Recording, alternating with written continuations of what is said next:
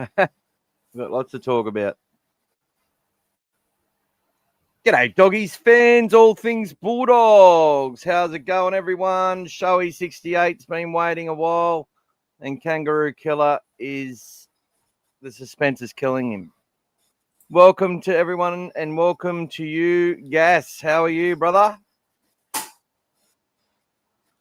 I'm going good, mate. How you doing? Oh, I'm really well. Is there a bit of a delay in me coming through, That's bro? good. No, you're okay there. Oh, cool. Cool. All right, so we've got 11 people on. I'll wait for a few more, but, we're going to talk about as much as we can.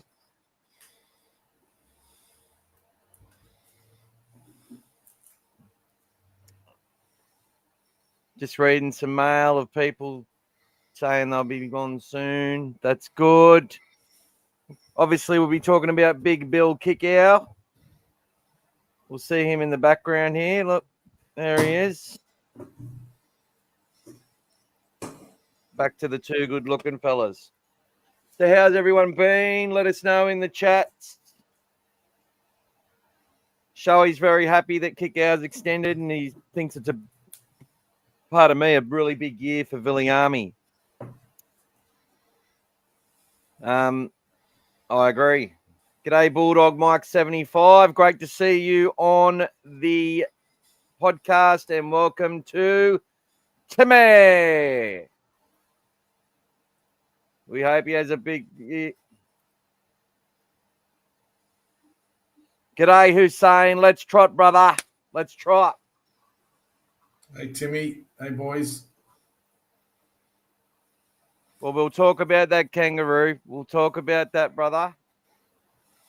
Me and Gas, we sort of haven't discussed much on this beforehand because we've been so busy.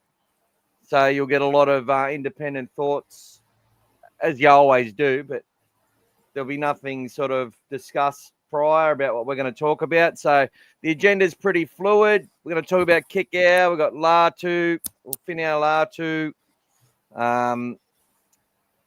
There'll be an article I'll be doing on him that'll be coming out, video as well, which I can't wait to do. And just getting closer to what's happening with the team, getting to Vegas. We're into the 80s now, Gas. Is that right? We're into the 80s. Yeah, mate. Really into the 70s. Yeah, mate. It's coming down fast, mate. So we've been going through a few of the 80s grand final wins as well, 88, 85, 84. So, yeah, so I think we were 81 yesterday, I think 82. So we're 81 tonight. So, yeah, it's there's some good stats there coming in with them. So, and let's see if anyone can spot the new change I've made to the last few days. There's something different there. So if anyone can spot that, let us know. But, yeah, it's been good exercise. Always looking to improve it. Hey, Aki. Welcome, Aki. And Joby. is your name Hussein or Husseini? Hello to you, though. Hello, Husseini. Hello, Hussein. Welcome. If you want me to say hello again, it'll cost you $35. Just joking. Well, sort of. Hey, Hussein. Welcome, Hussein Joby. Joby's driving home. He's had a big day on the tools, so he will be. He'll be listening and watching, and I'm sure if we say something though, he'll pull over and type if he feels the need. But I reckon he's making the long trek home, and we're going to make it easier for Joby. Yeah, we've said hello to you, bro. No probs. What's the difference between the playing fields in regards to the grass they use in the US to what's used here for the NRL? Good question, Timmy. We'll get back to you on that. Actually, I want you to go and research that for me and let us know. That'd be wonderful. Will kicks play middle or on edge still? Another good question. We'll get to all these. We'll put them all together when we talk. I reckon we want to wait for about 30 people to jump on now. Oh, he's back. The Roo's back. Mad mix here for the big Roo. That's all I can say. Up the Bulldogs. That's right. And Merry Christmas to you as well. And happy holidays and great holiday season to everyone who's having some time off and enjoying their lives. Is Virgin going to leave the Bulldogs? I'm not sure, mate. Synthetics grass in the United States. So there you go. I'm not sure if it is a synthetic grass though, Jamie. No, I think they use a Bermuda off memory, which is more like a hybrid. I think it's a hybrid type of grass. I think off memory. So yeah, So it's probably it's different type, but can sustain a bit more durability as well. So because they can they just drop them in those, and they just sort of slide the field. They roll them on. I think they roll them in and out. Yeah, they can. Yeah. They come in big, massive blocks. Like the field actually gets transported. And they take the grass out so they can get some sun, and then they bring it into the field. So that way, you can still get some sunlight and grow, and then they bring it back in again. So, oh wow. So yeah. Yeah, I've always run it straight, mate, and that's why I don't have any brain cells left, brother. Got hit in the head. Welcome to you, Rajesh. Yeah, I was almost going to get Cristiano on, but he's not here yet. He said he would come on one day, though, so I'll let you know.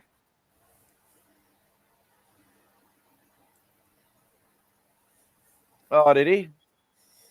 There you go. We'll find out. Big Timmy's on the case. I've given him a mission. I've given him the mission. And he'll come back, I reckon. Just going to show you something just because it's about me.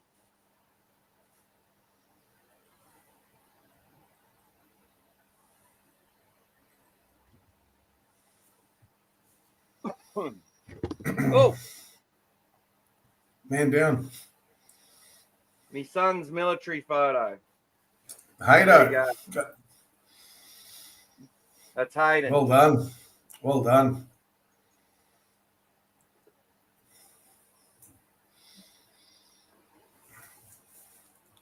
Almost as good as being able to play for the Bulldogs or something. That's it. Look, I love him nearly as much as I love the Bulldogs. Close race, that one. Oh, you got Critter's trading card. Well done, brother. Well done. Champion. Oh, thank Jamie. I was in Ipswich today, bro. I was on Limestone Street delivering Christmas cheer to all the lawyers. He's got his tickets. All done. Got your tickets. Well done. I've actually reached out to the club, see if they want to pay for my tickets. I don't think they will, but we'll see how we go. You don't ask, you don't get. Hey, Shoey. Welcome back. Shoey, you were the first one on here. You're waiting so long you had to leave. Welcome to you. I definitely reckon, though, Jamie, for the Queensland games, we all arranged to meet up. We might not be able to sit next to each other because I think if you get pre-allocated seats and that.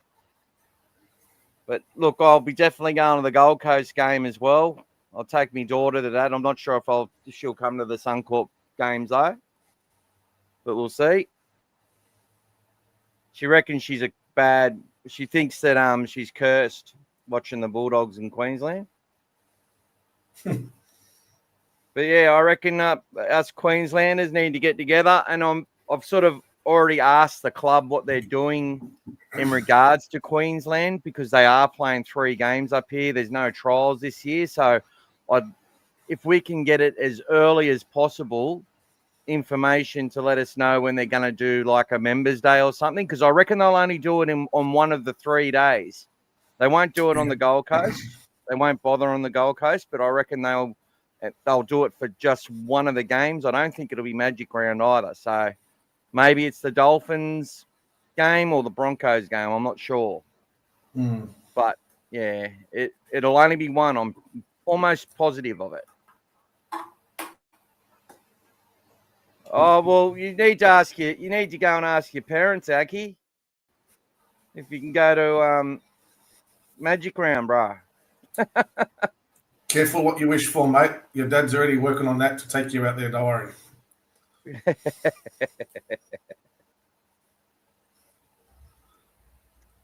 Fletcher Baker training well, I heard. Yes, well, I did his little clip with the song that Foo Fighters covered with the same name, with the Baker. Go listen, watch my shorts. Really good film, really good soundtracks. Oh, you put your granddaughter asleep, you put on the Dogs game for her. Oh, I'll tell you what, that's my problem. I'm like, oh, I'm really tired, but I can't sleep. I'll watch some Bulldogs games. Next minute, I'm cheering like the game's live and there's points to be fucking won.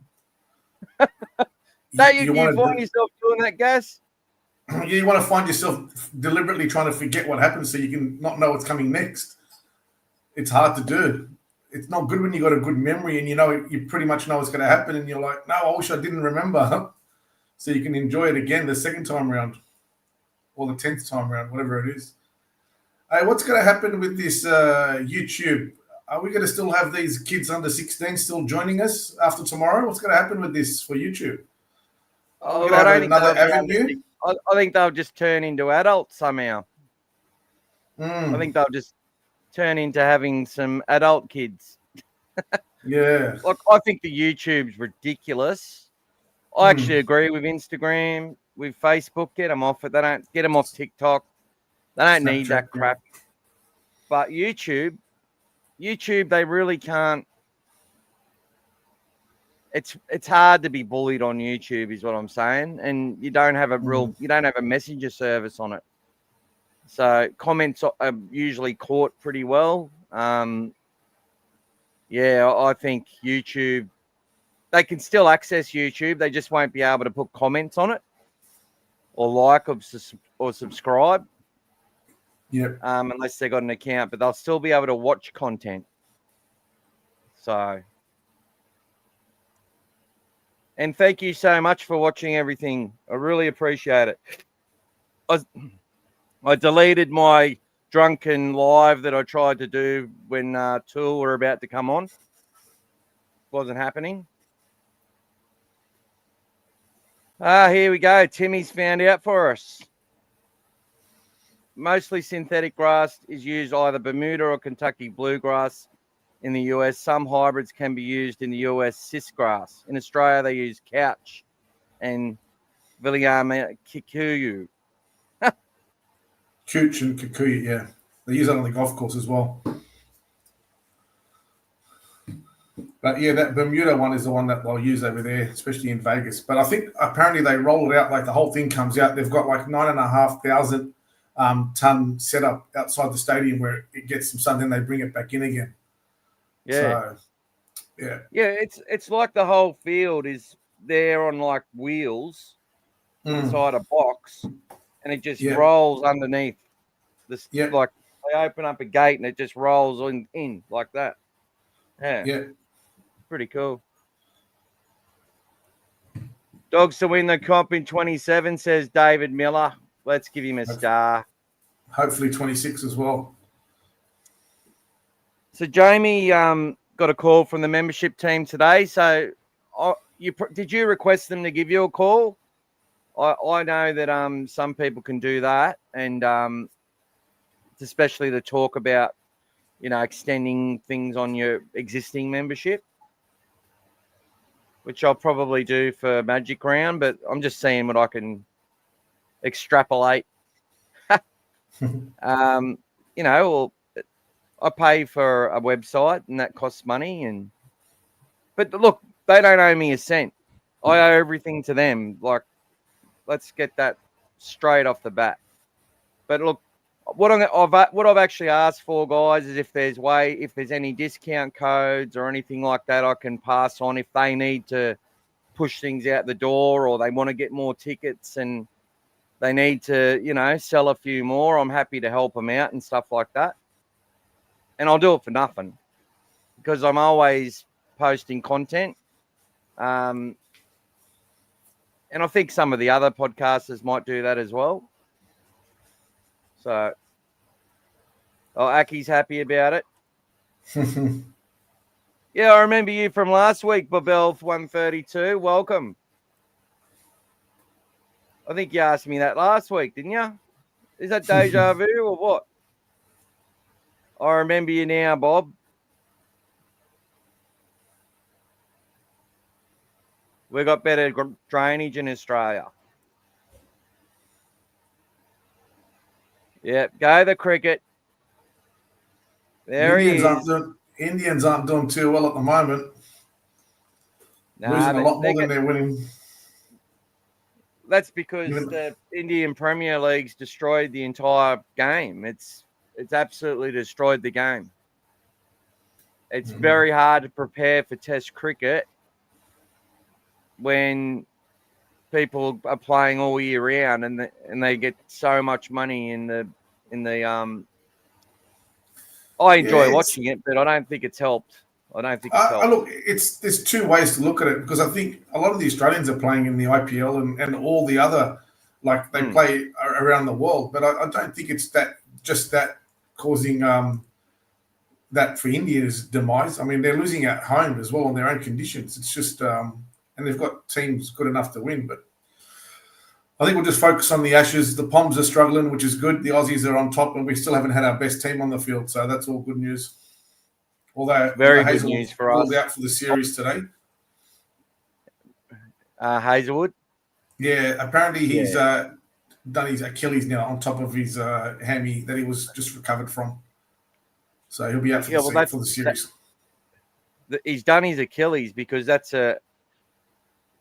all these things connect, eh? Like it'd be connected to how he was training to fix his hamstring, and that happens all the time. Has anyone considered starting Kurtman at 9? Welcome to you, Senator 20B.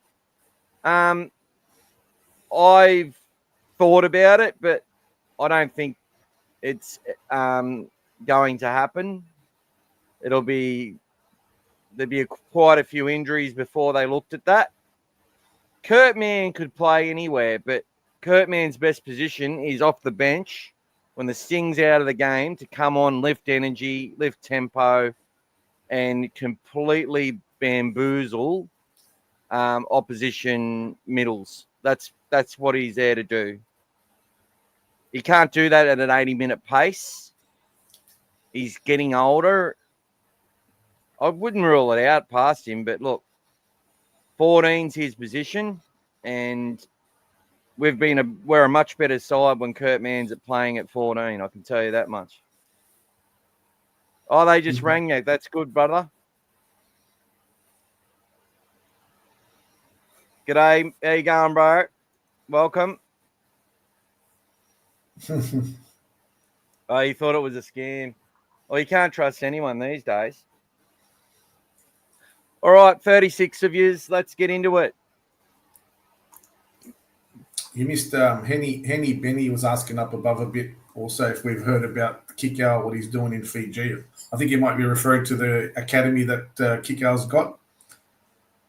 What is Henny that? Benny. Henny Benny?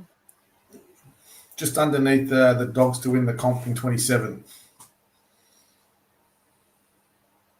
Oh, yeah. Sorry about that, Henny Benny. Welcome to you. You blokes hear about the good work Kikau's doing in Fiji at the moment. Yeah, we did. I posted an article. I did an article on All Things Bulldogs Facebook, or shared an article, I should say. I didn't do the article.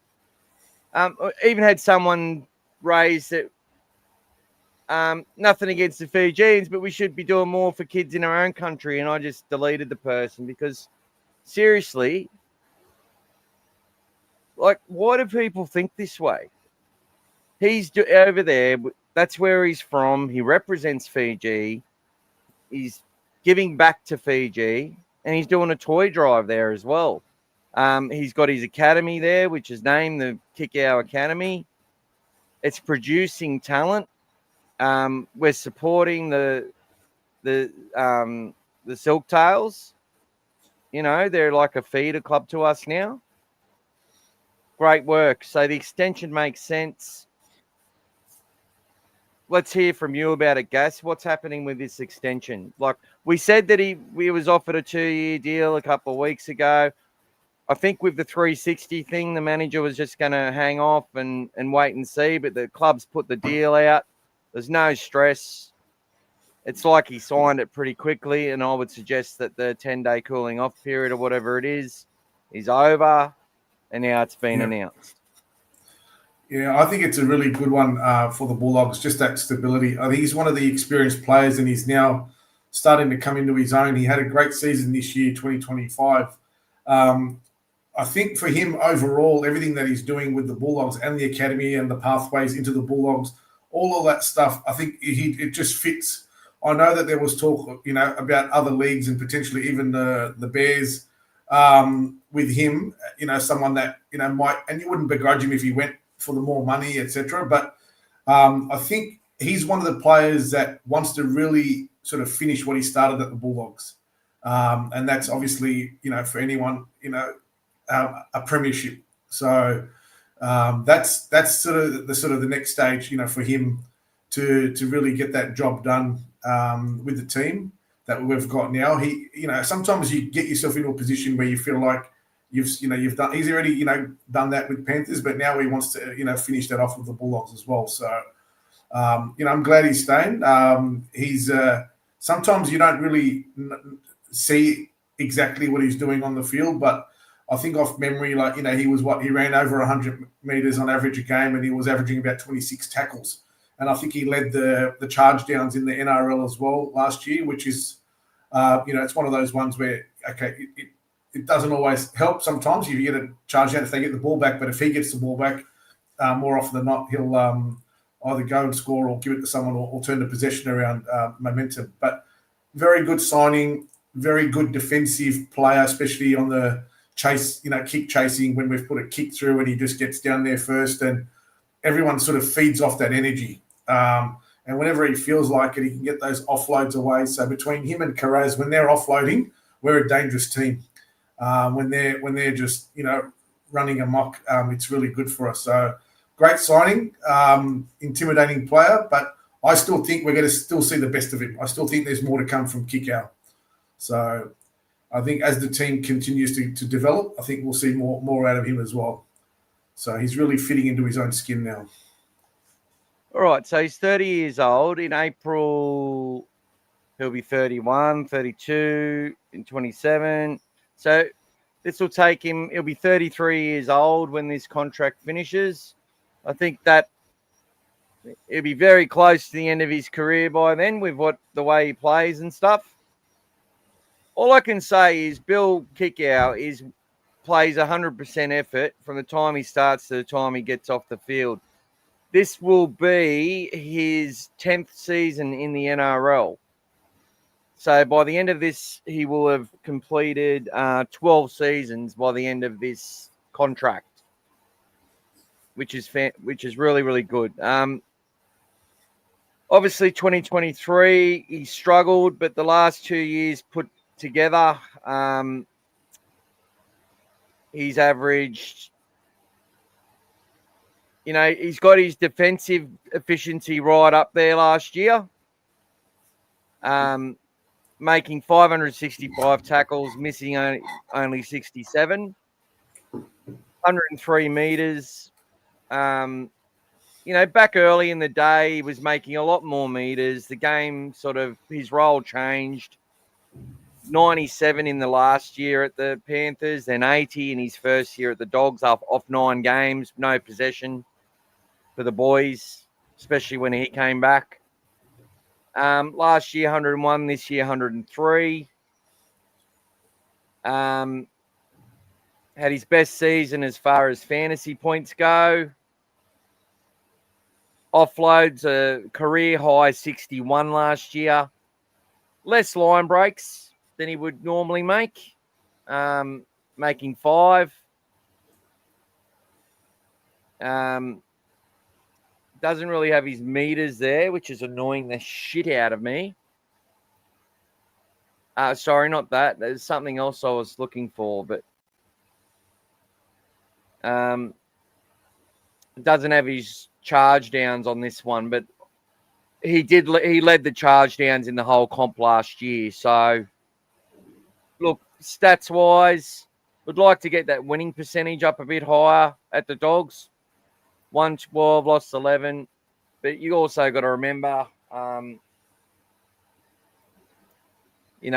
he'll play in the games where we're missing Origin players and stuff like that, and we're weakened. But look, that's just part of the reason. Look, I think Viliame Kikau is a really interesting player for me. Now, the question's been asked, did he get more money? I have no idea. Money's not been spoken about. I don't think we'll get any idea at all as to what deal he's on. I would suggest that the deal may be slightly more, and it would be in line with a bigger salary cap that went up after he'd signed his last deal. So if he was on about 825, I reckon he might be closer to 900. But do I think that's good value? I think he's getting paid at the top end of what he would be worth, not the bottom end. That's just my thoughts. But you've also got to understand that having him in our side is still a great carrot for if we want to bring anyone else to our club. People see how Viliame Kikau plays rugby league. He's non-stop from start to finish. He's big. You'd want to have him in your team. There's not a team that wouldn't want Viliame Kikau in it. He would make more tackles if more people ran at him. He goes searching for people to tackle. That's another thing you've got to look at as well. He's always applying pressure, as I said. These are attributes which, if he's still doing these things, I sort of thought, if you take me back to the start of last year, I'm sort of thinking by the end of 25, 26, we might start to see kicks sort of slow down a bit. It hasn't happened. If anything, he's sort of gone to another level as far as his intensity and effort goes. Does it always pay off? Sometimes it doesn't. Sometimes it's overreach. I've heard fans say that as well. But when you're talking about good versus bad, the bad's there's good and bad with everything, as they say, but it's overwhelmingly positive for Viliame Kikau to be in our club. Now, what does that mean for youngsters coming through, like Logan Spinks, Jacob Preston being the Australian representative, probably the one that you would think is going to become the highest paid back rower in our club at some point? What does it all mean? It probably means that by the end of that 2028 season, Preston will be getting more than Kikau, is what I would be suggesting. And I would have no problem with it. So many positives to come out of it. You got any thoughts on that, Gas? No, mate, I'm just happy with the stability that creates around and the environment as well with the team as well. So for those other senior players, I mean, it could sway some of the other ones to stay as well down the track as well. So it's a good one to have up our sleeve. So, and I think there'll be a comment coming as well down further down. Obviously, when Critter's not there, he's our captain as well. So he's a leader in the team as well now. So he's an established, leader, as Timmy's saying there as well. It's very important for us to have those people. It's also what you see, what we don't see in the training paddocks behind the scenes. His effort is equally the same as he is on the field. He's running it hard, training hard. Everything, those levels are super high at training to get to get to the game days. So it really pulls the team along. So he's a good signing. I think he's a good signing for us to keep that stability. Yeah, really good, man. Bulldogs Nick saying VK has been great for the Dogs and don't mind the retention, but I'd be interested to know the monitor terms second row and a key position, but most it's easy to fill. Look, it's an interesting one but I think for us, you can have a lot of good second rowers, but he's like Michael said, he's the kind of player that every team would have in their team, and I think I'd rather have him with us than against us, especially knowing that when he wants to, he can really turn a game. I want to talk to that. When we're talking about when Phil Gould's doing his salary cap and setting up if he was setting up a how-to guide for each club, which he basically does, but you've got to take into account a lot of things at the time. You're on the money there, Nick. You're on the money, but there's outliers in all sport. Mal Meninga at centre was getting paid pretty much more than any other centre in the comp. Gordon Tallis, another one who's worth a heap of money, probably could have got more than he got, actually. You had players and he never played middle. Gordon only ever played on an edge. And even Angus Crichton, whilst he's had his ups and downs, at his peak, he is an absolute animal on an edge. Frankie Pritchard was another one that we paid huge money on the edge. I think what became the problem is that we had more than a few. We were paying too many players on our edges to big money. Like we had great players like Andrew Ryan and Sonny Bill playing on the edge. They were both on huge monies, So how do you fit all that in? I think what it comes down to, you just got to make savings in other areas, and it's only a 2-year deal, which, the contracts have this ability of being, if he gets badly injured or if there's something that goes on, the club's good at working things out, But I would suggest that Viliame Kikau is getting what he could get at any club from the Bulldogs. Gus pays players what they're worth to us, and I think we need to keep established stars like Kikau in our roster until the other ones force them out, essentially. So he's not just going to get given if his standards drop, or if someone just goes to levels that are beyond him, he makes way. That's how it works. They might be on less money, but they will eventually get more money. I wouldn't suggest that Preston's contribution is more than Kikau's. Teams probably haven't respected Jacob Preston enough. And I'm not saying that they don't respect him, because he's been nailed a couple of times too. And he's also had a minor little dip in his role during the year, but he had that frustrating year with suspension too. So, and the year before with a bit of injury. But he finished the season off like a Australian representative class, world class, golden boot winner class type of player, in my opinion. He went to peak level in the finals, and he couldn't have done nothing more for us. And that's what we'll see from Jake over and over and over again. But from Kikau, he's just consistent. People need to understand that just because he's 116 kilos and he's built like bigger than Tarzan, it doesn't just mean we just keep throwing him the ball 20 times and have him trying to crush the opponent on their line. They're not robots. His main job is defense, aggression, speed at the line, pressure. And he does that better than anyone. With the ball, he's got a lot of tricks up his sleeve. There's lots of ways they can use him. And sometimes we may not get it right. But, hey, sometimes it's just because the defense is too good, or we just haven't connected enough through our spine to unlock him at the right time. But I think he gives everything he can, and I think he's a wonderful signing for the club.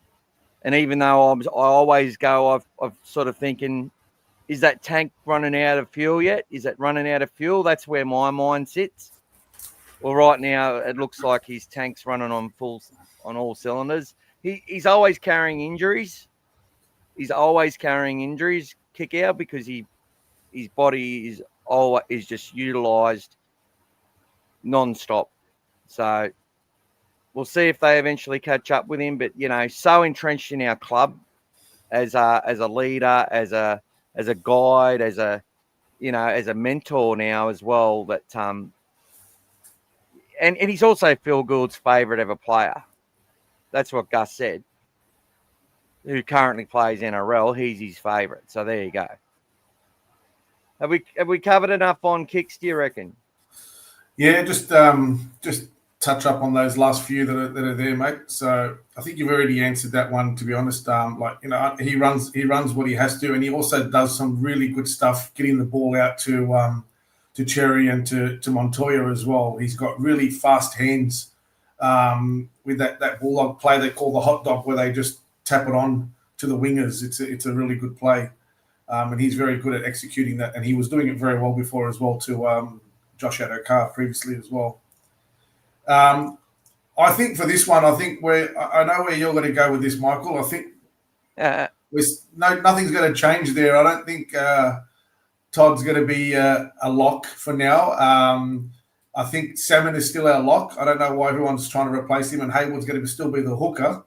So I'm not sure what Leonidas is sort of chasing on that one, but I think Todd's more of a middle as well at the moment, rather than a lock in that position as well. So I'm not sure if you want to add some more to that, mate. Look.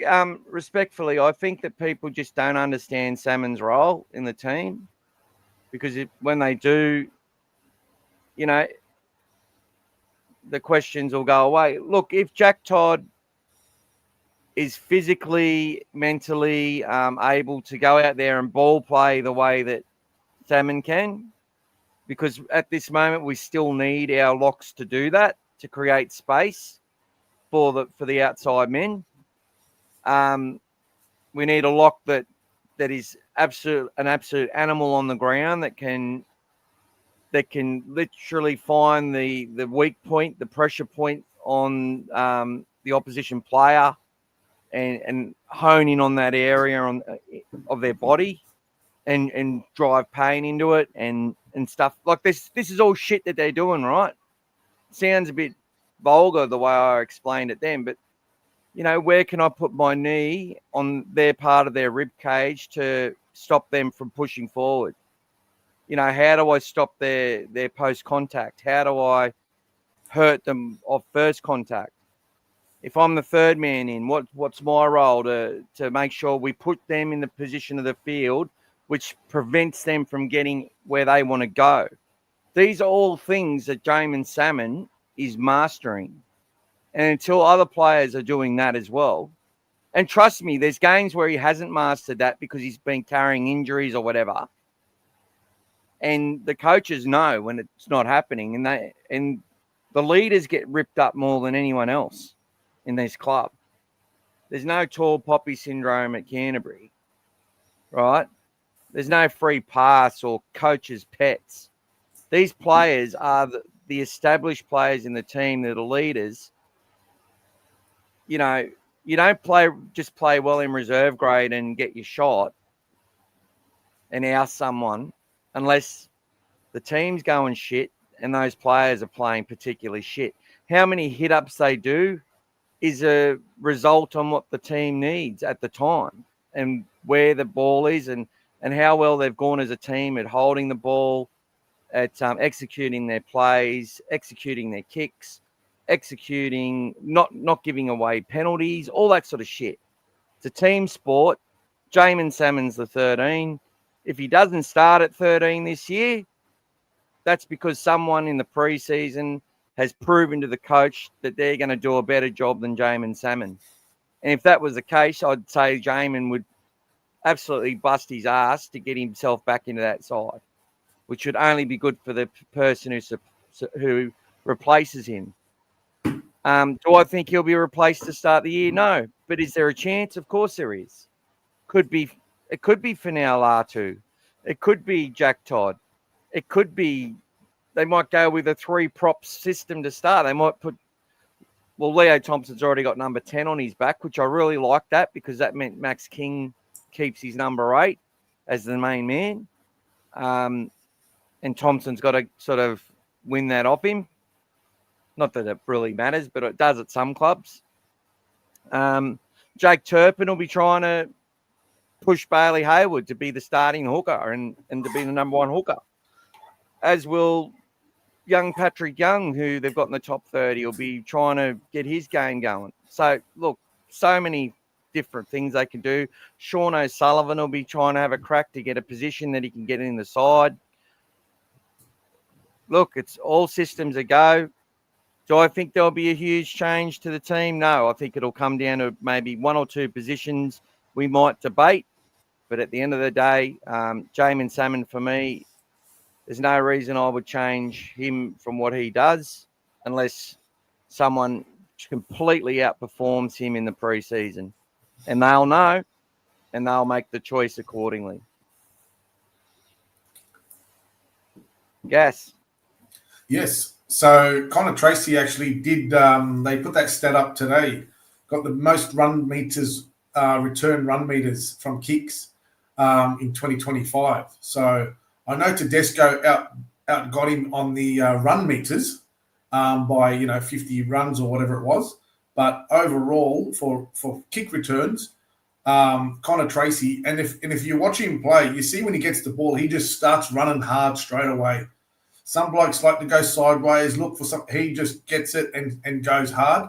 And he always can grab a few post contacts as well once he hits the line as well. So no surprise there. So for me, I've always said he's one of the most important players for the Bulldogs. And I know some people keep talking about who's going to be our fullback.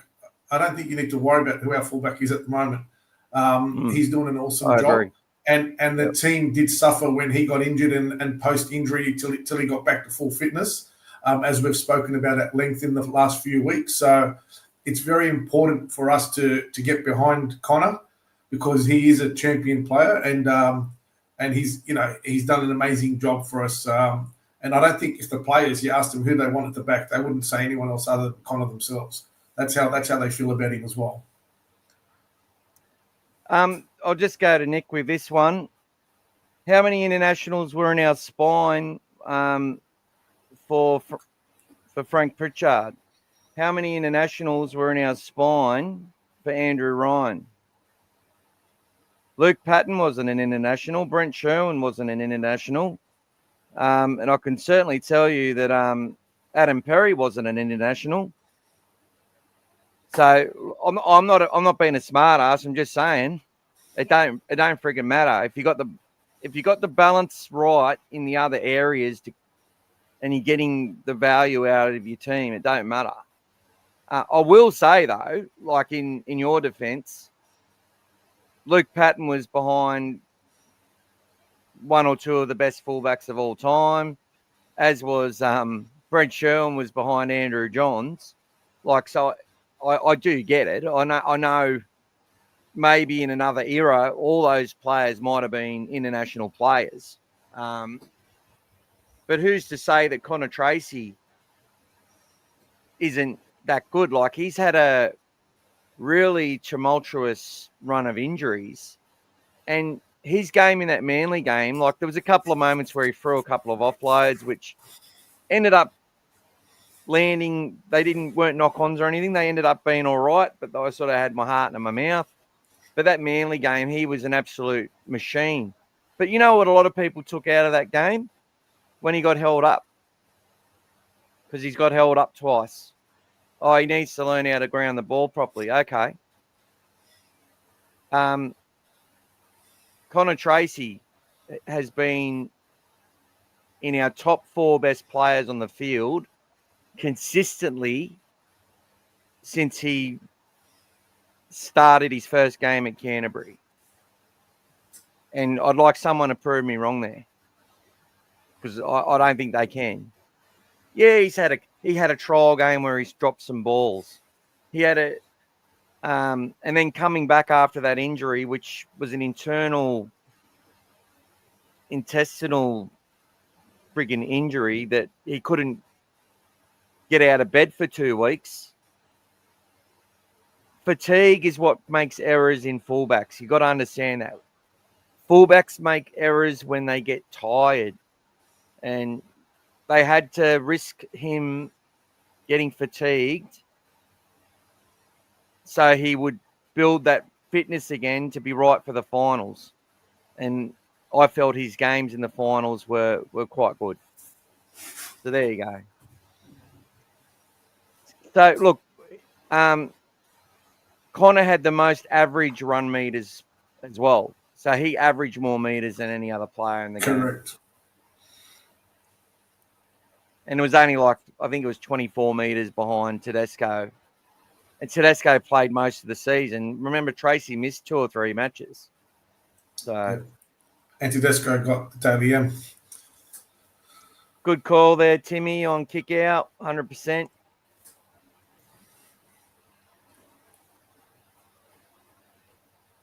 Yep, 100%, brother.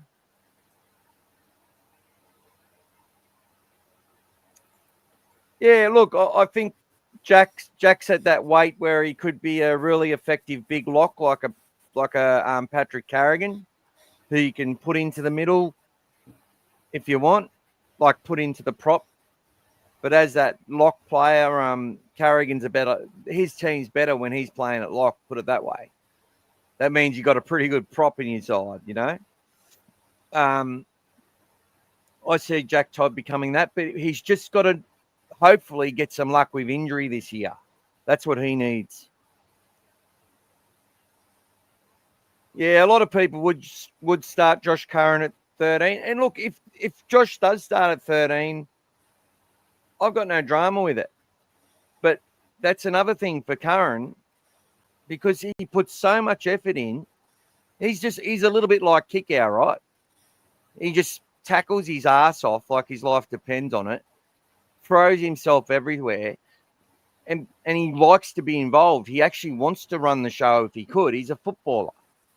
But as he gets tired, he starts giving away penalties. He starts, if he's doing that ball playing stuff, he's going to make a couple of mistakes. You rarely see Haywood and Salmon make mistakes. Rarely when they're giving the ball off too. That's another thing which barely ever gets mentioned. They barely make a mistake. They probably have one drop ball every 3 or 4 matches or something. And they're usually really surprised by it. It'll usually be in a game where they've just had to defend too much. What's Timmy saying here? He's talking about the depth in our back row with guys like Jed Reardon and Logan Spinks. So if Kicks needs a rest and things fall into place for Preston playing for New South Wales, there could be some other guys stepping up as well. So which is, we're in a good position. Like you said, I think the key is this year. I feel like we've really developed our backup players, and we're going to be in a lot better position in 2026 than we were in the last few years. So when we do have some players fall over, we've got that next man up, but we've got someone who's at a level that'll keep us where we're at. We're at the moment, when our best team is not out there, we've got players to replace them, but we do feel like we drop that little bit of a ranking there in where our position feels like on the field, as a team. So I think that depth coming through is going to be vital, and that's what the best teams do so well. They've got that really strong depth, and whoever sort of comes in and out, they can replace them, and then they don't really miss too much. Yeah. So that's going to be crucial. So, yeah, Timmy, I think all those players that are coming through for us, and that's where Gus's job is, to make sure that he's spotting people, getting players and between him and Seraldo, who they're putting into the team. It's important. And I think as well, and I think if you go to the next one, your mate Joey's having a chat about Finau Latu as well. He's definitely got an opportunity, potentially to get into debut at lock for us. If he can stay injury free, obviously. So that's a good call there. But we've spoken about him for the last few weeks, that he could really be one of those players that pushes a spot in. And like you said before, Mick, if somebody gets in there and their form is so strong, it's going to be hard to get them out. Look, I've been mates with Joey and moderator with his Facebook group, Canterbury Bankstown Bulldogs supporters group. Go and check it out. It's got a lot of stuff on it. Joey watches Gus like a hawk, and anyone Gus starts talking about, Joey's all over it. He's like, oh, he might play. Like, it gets in his head. Because Gus is very happy, is what he said on Twitter, didn't he, Joey? About how Finau Latu is going. Look, I'll do a comprehensive article on him, because I've actually watched a lot of his footage and really done a deep dive into the guy. And, look, there's a reason Newcastle offered him a 4-year deal and we offered him a 3-year deal. He didn't even talk to the club he was with, which says something as well. He's a man, but there's a lot of competition. What people got to look at, everyone, it really makes me fucking laugh, and I got to swear about it. Everyone keeps talking about we need another big forward. How many forwards did we let go of this year? Can you tell me how many we've let go of, Gas? Not many. We got rid of one that comes straight away last year. Because his manager said his player, Tom Amone, has never been fitter. Yet he wasn't fit enough to didn't make it at our level.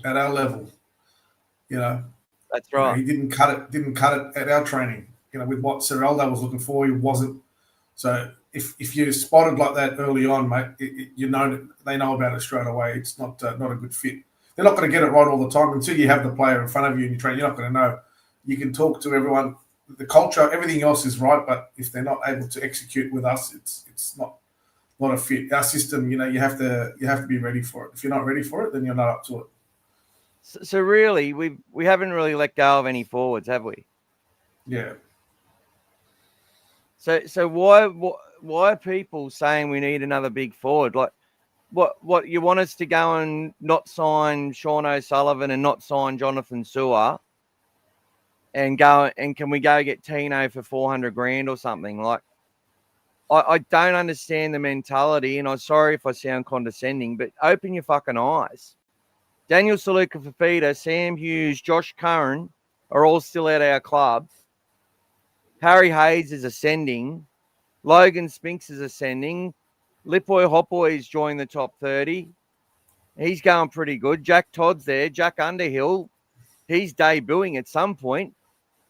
We want to know, well, we just got Finau Latu. Now, I know that pissed a lot of the juniors off, and a lot of juniors have left the club because they don't like it when kids come from the outside straight into our top 30, and their managers take advantage of that. Don't you worry about it. But we're not putting those kids in our system straight up if they're no fucking good. Like, they're good players. They're really good players. And trust me, if there's a junior in our club who our club thinks that can reach that level or has that potential, they're going to be getting the deal. So if you haven't got the deal, work harder. or there'll be a club that you'll go and take someone, a junior from their club spot. And that's what happens, right? Like Souths are really excited about a few of our players that have gone there, and so they should be, because they've come from a good system. They've all got good fucking hardworking families, and that's just the way the game works. But our forward depth has never been at the level that it's currently at since, 2011, 2012? It's been that long. And even some of the backups coming through there were sort of untested, and we didn't know, but I'm very, very excited. When you're picking a team where you can't fit, where I actually can't fit Sam Hughes, Daniel Saluka Fafita, or Josh Curran in that side, I think our fucking depth is way better than it's ever been. And exactly what Gas was saying, we are positioned in the engine room to do better than we've done in a long, long time. It doesn't mean we go out and win every game, or it doesn't mean we have more wins or whatever. Other teams can improve too. But I think from what I'm seeing, Jacob Preston's now an international. Viliame Kikau's an international. Leo Thompson's an international. Max King's played Origin. Kurt Mann's played Origin. You getting the drift here? You're getting the drift, right? Josh Curran has been in talk for State of Origin as a utility type of player. Made camps, Indigenous representative and best player on the field 2 years in a row, in my opinion. We've got some bloody good depth. And that's just talking about the forwards, guys. So let's not write this pack off, shall we? We don't need to know one. We've got the players we need in our pack. We've got Oliver Smith just re-signed, played for Queensland under-19s last year. Huge future for that kid. Timmy mentioned Reardon and others as well. It's an absolute bloody bottleneck of talent and headaches about who's going to progress and who's going to leave. But what a great position to be in for our club. Get behind it, get on board, let's go. Like and subscribe. Throw money at me. Can you imagine the competition that's creating at training? All those players knowing that it would be intense and it would lift the level so high. Like anytime you're playing in an environment where everyone's at a great level, it really raises your level as well. So I'd hate to think at what level that training is going to be on. And there's another player that you haven't even mentioned for a while. Still in the top 30. Leon May. Well, I actually was about to mention him as the other one after speaking about Tom Amone. Zion, I did a post on him. Like anyone doing posts on Zion when he come to Canterbury, we're getting like 5, 10, 20,000 views. And he's got so many highlights, playing on an edge mainly, playing union, playing league, just an absolute barnstorming type of player. And I spoke about him a lot last year, or this year actually, playing in Ron Massey, playing in New South Wales Cup. The timing and everything just didn't work out for the guy. Like, I think he would have been satisfied with probably 2 hit-ups in his whole season from what he can do. But those Warriors fans, most of them were distraught that he was leaving. Like, they're pretty excited about Halasima and a couple of other blokes that they've got ascending through their system. But none of them wanted to let Mayu'u go. It was sort of like, okay, well, James Fisher-Harris has come to the club and replaced Adam Fanua-Blake. So that sort of cancels each other out. Wasn't any real harder. But if he has a good preseason, who knows what we might see something coming from this guy as well. I've deliberately sort of kept it quiet on him lately because I want to sit back and see. But hopefully he's putting on as much pressure as everyone else. Saw him rock up early. I haven't really seen much of him, though, in the pictures and that recently, so not sure what's going on. But sometimes they keep some players under wraps, okay?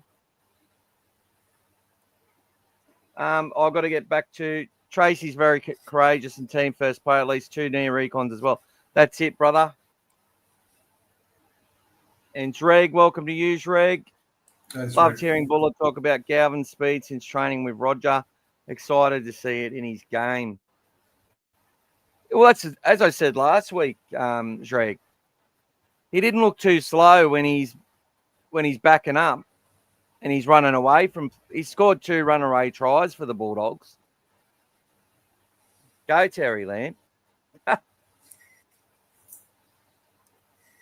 I'll let you take this one, mate. All right. You go. No, I want you to take this one, I'm saying.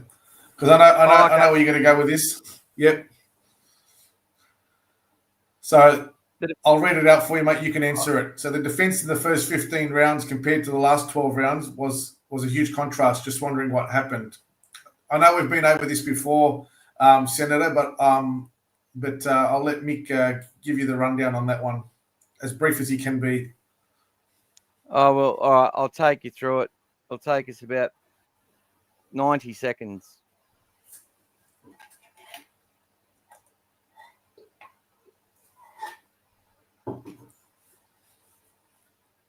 All right. I'll answer it for you. We played St. George.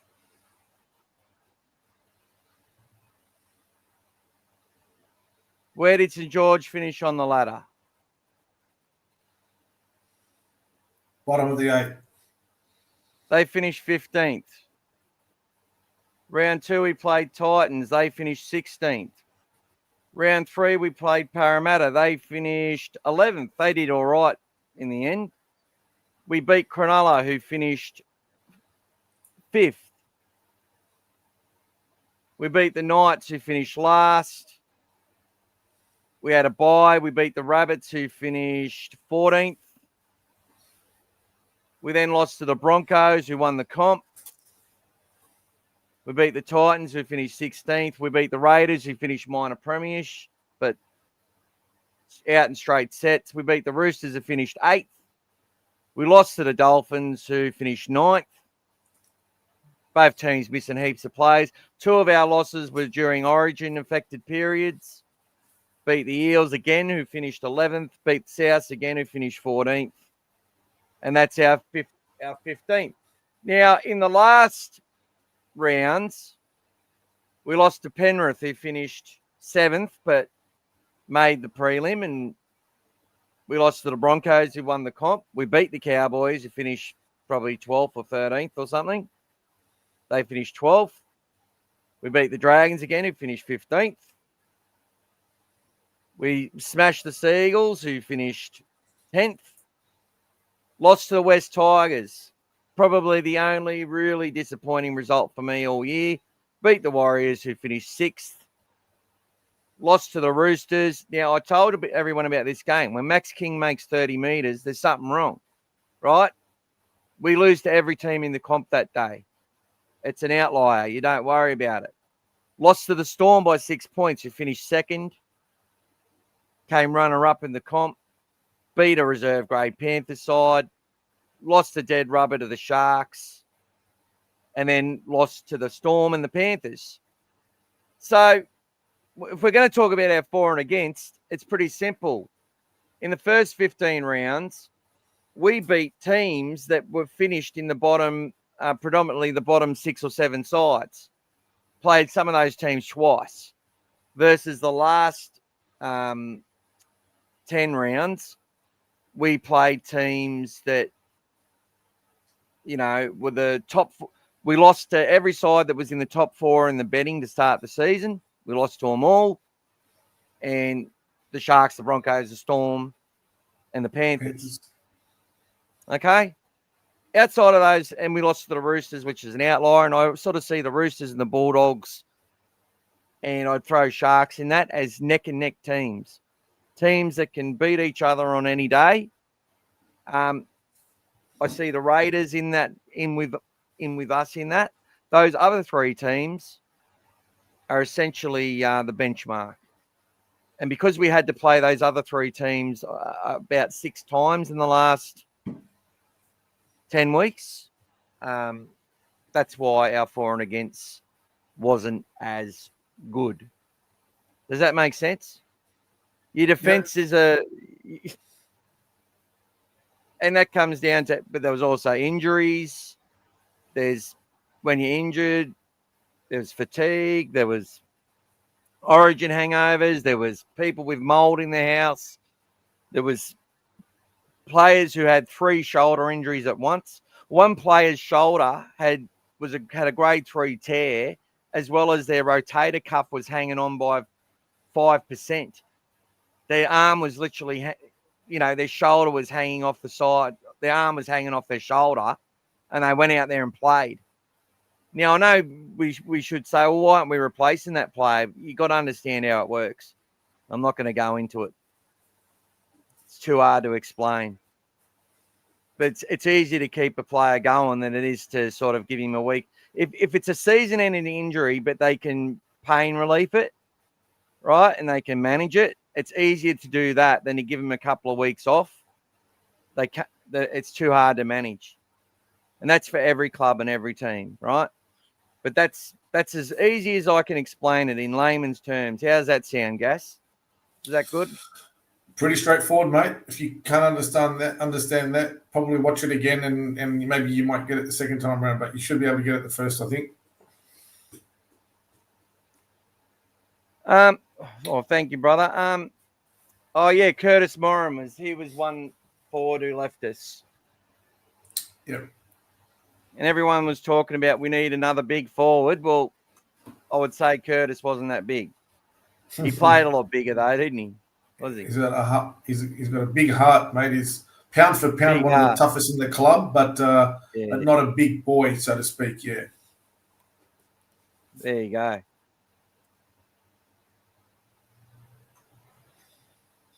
Too many in front of Curtis. Curran played for the Premier's 13, 100%.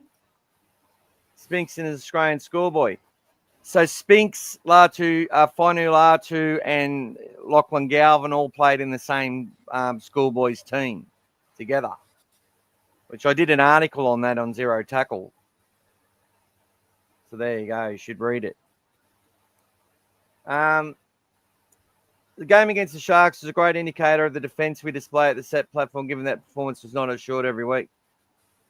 Yeah, I also think if you watch that Sharks game, they thought they were going to blow us away early. They gassed themselves out. We had some things up our sleeves, so we swapped. We played Curran on the left edge the week before against Para, and we were sort of really dour. We just went set for set with Para and just outlasted them, and it was like we were happy to do it. Never looked in danger, but held on to win. Para got a lot of confidence out of the match, actually, and actually helped kickstart their season. But the next week, Preston switched to the left edge, and those, and we ambushed them. Simple as that. I also think that Fitzgibbon was trying to. He got his side consistently into the top 4, top 5 over the last few seasons, and they kept falling away at the finals. And as you'll see, they sort of built into that season. They acquired Adam Fanua-Blake, which is going to take time to adjust. And they had a really good final series. I can't believe, they didn't get there again, but they really had a good final series, did the Sharks. So they smashed the Roosters and then smashed the Raiders. So that's pretty good. One other thing about that game too, Mick, that was very important. They had some very crucial injuries in that game, which go a little bit unnoticed. And we were the beneficiaries of that, and that's why they didn't have that depth, that they weren't able to, keep coming at the end of the game. That really took a lot of the steam out of them. Well, it's the exact same thing that happened. They lost KL Hero before half time, and then the replacement, the big fella, what's his name? The bloody plays for Origin. Yeah, I know you're talking about the big guy. Yeah, that comes in and plays forwards and he plays forwards and centre. Yeah. Well, he got injured as well, so they were down to a 2-man bench, and they couldn't come back. And so you lose two centres in a game. See the difference? Yep. Big change when you lose your centres. They had the perfect person to replace their centre, and then he got injured as well. Talakai. Yeah. Yeah. So, Yeah. and that's what happened to us in the last 3 games, 3 in a row. But no one seems to care. Oh, everyone gets injuries. Oh, you got to manage that. That's why the club tries to pick players that can play 80 minutes, that can play long minutes and keep turning up in defence. They don't give a fuck how big you are. They want to win a game of football, and they're prepared to play 80 minutes to win it with only 13 men left on the field. You know, that's the club. That's how our club thinks. You can't pick a team to spoil everything that can go wrong, but you can pick a side which is a higher percentage side to pick in order to win a game of footy in many different ways. Especially if you believe you can execute a game plan that you believe will win. And Serrato's proven that time and time again. Time and time again. I don't even know if Taniela Odukulo is still with the club, mate. I have no idea. I haven't really seen much of the New South Wales Cup stuff. But I felt he did a pretty good job playing at 13 last year. His service is a bit rusty, but it's good enough. He's a hooker. Not the most skillful hooker, but I felt he was quite good playing that, ball-playing lock sort of position in New South Wales Cup. He was tough. He was rugged. Had good leg speed. Yeah.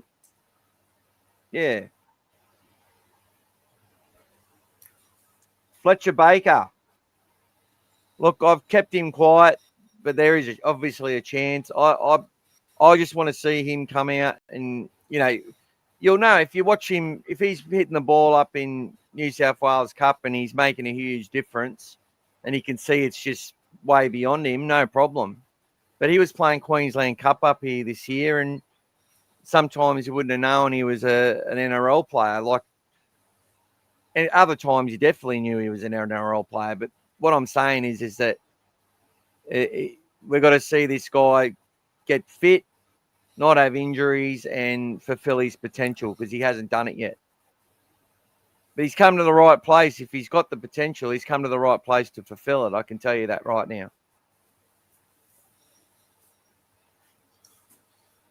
Yep, the Bulldogs have signed Tom Galvin, Lockie's brother, Tommy. So he played, I think, Harold Batts in 24, but he's another tall, rangy sort of lock 5'8". So interested to see what they sort of see with him.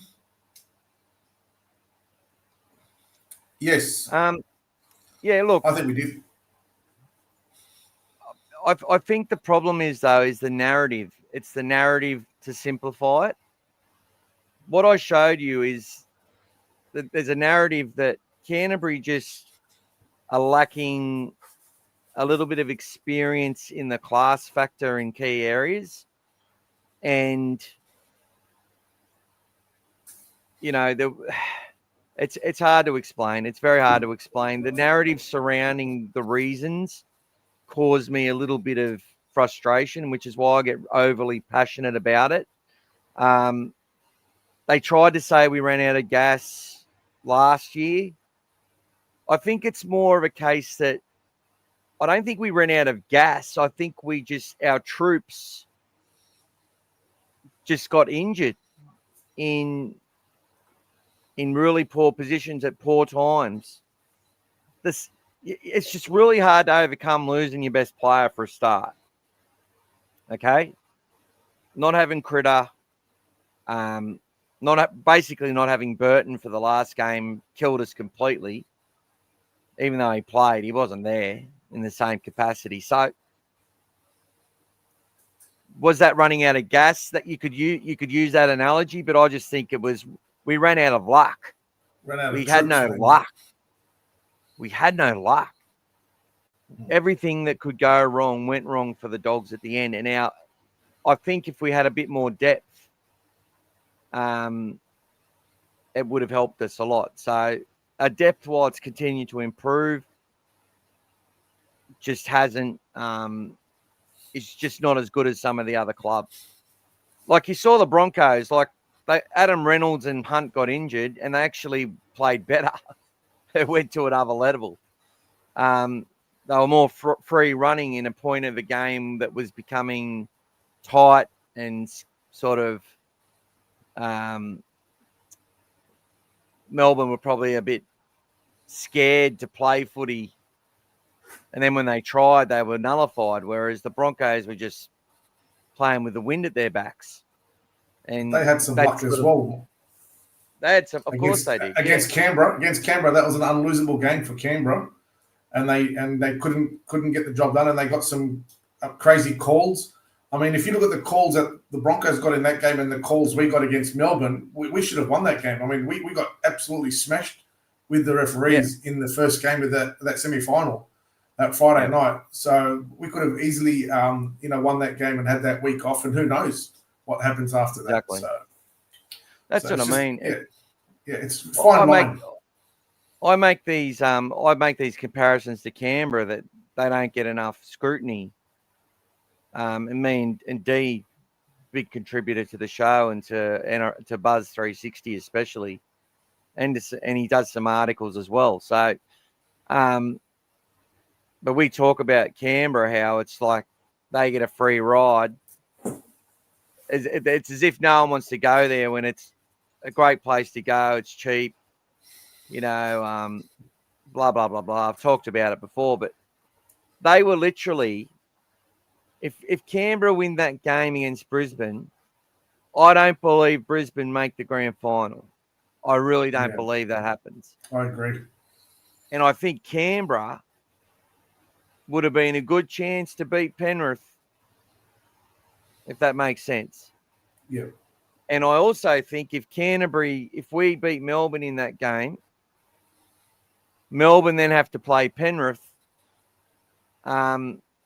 In Melbourne, maybe they back up and they beat Penrith the next week. You don't know. It would have been a blockbuster.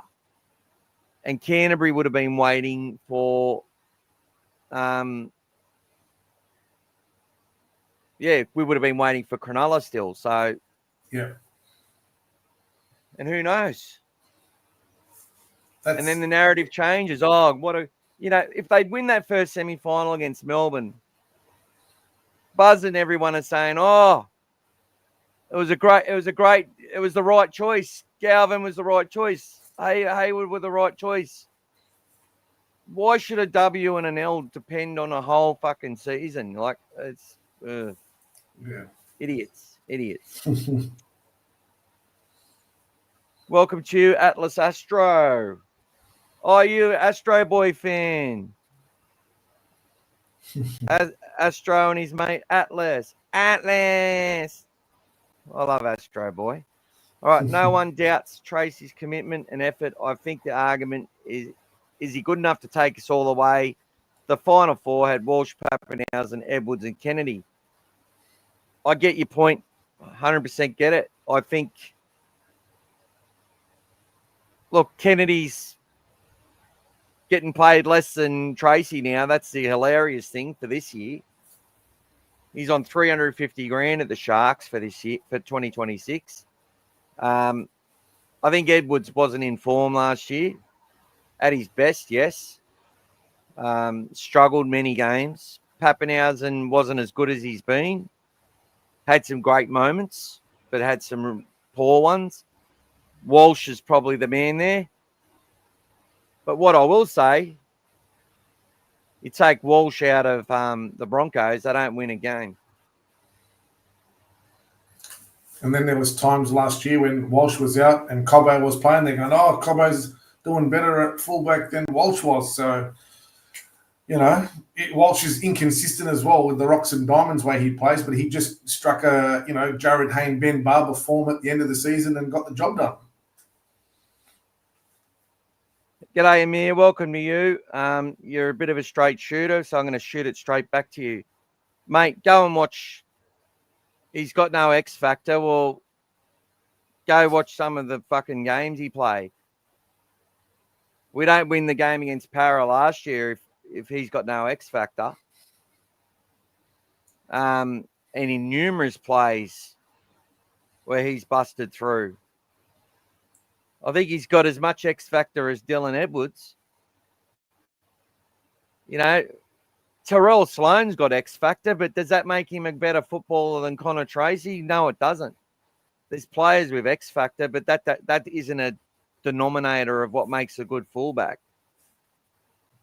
I wouldn't say Dylan Edwards has X factor at all. I think he's just got hard-working principles, toughness, and a competitive side to him that doesn't want to lose. And I think Connor Tracy's every bit that player. Yes. If you want to talk about ex-player fullbacks, you would suggest that James Tedesco is, and Billy Slater are and Ben Barber are an X-factor fullback. Walsh, I would say Kyo Week says that about him as well. But did Luke Patton have X factor? Many would say he does, and many would say that he didn't. I'm sort of somewhere in the middle. He's like he made a lot of breaks. He made a lot of breaks, Luke Patton. He used to slide through a lot. Brett Hodgson, Darren Lockyer had X factor. It's not the be all and end all. And there's James Tedesco's best season was last year. You know why it was his best season? Because he was less involved. He didn't have to control everything, and he did his job. He played with a bit more preservation as well in some parts too.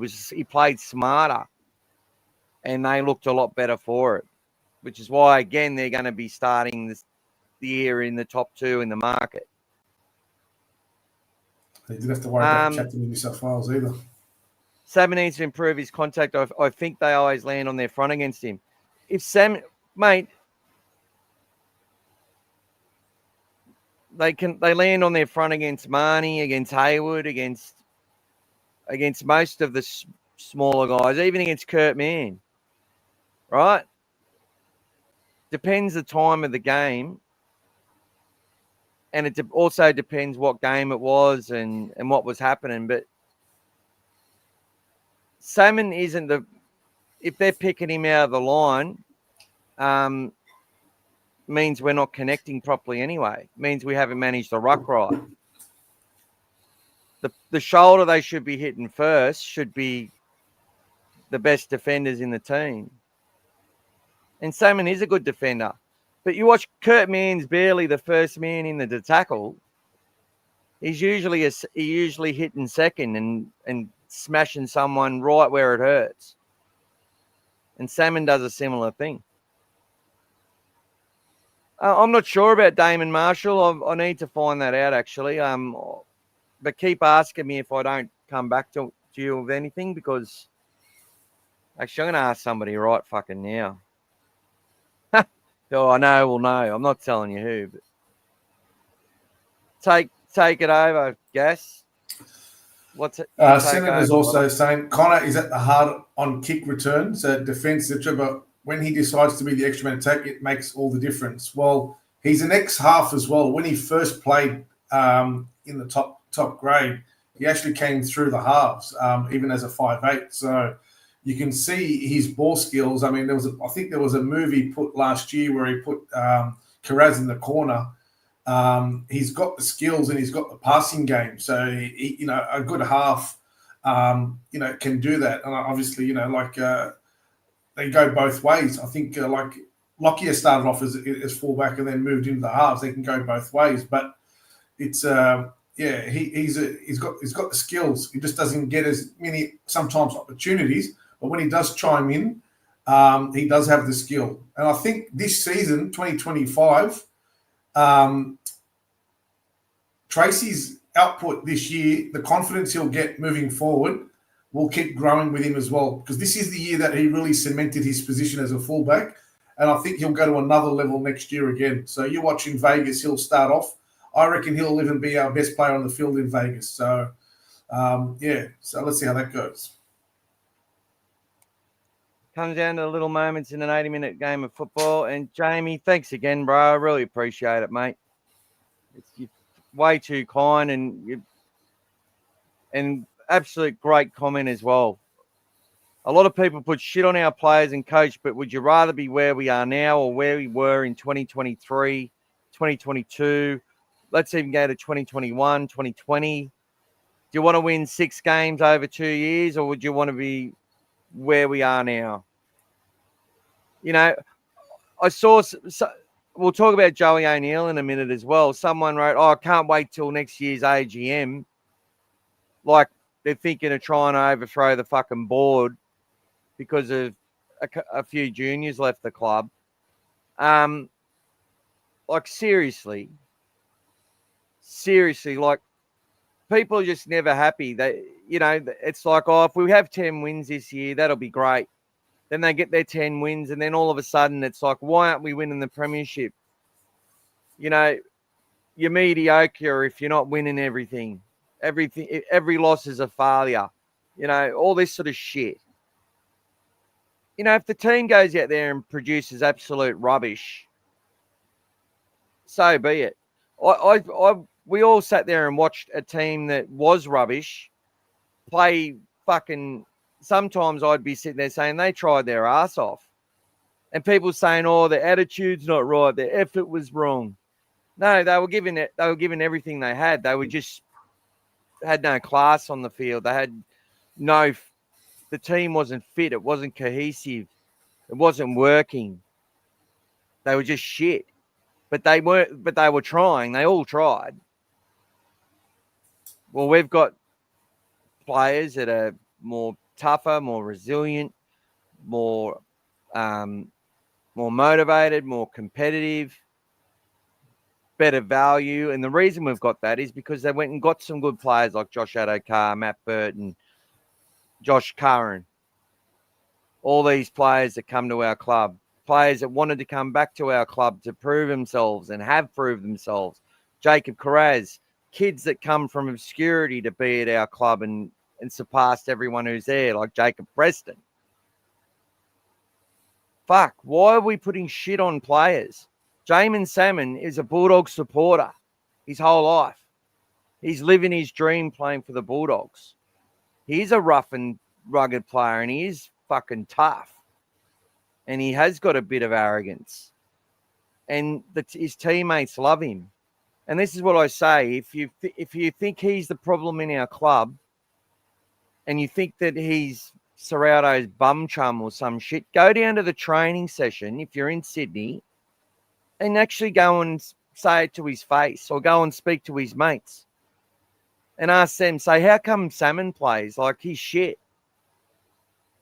They'll fucking look at you like they'll just laugh at you like you're an absolute buffoon, because they know how important a player like Salmon is.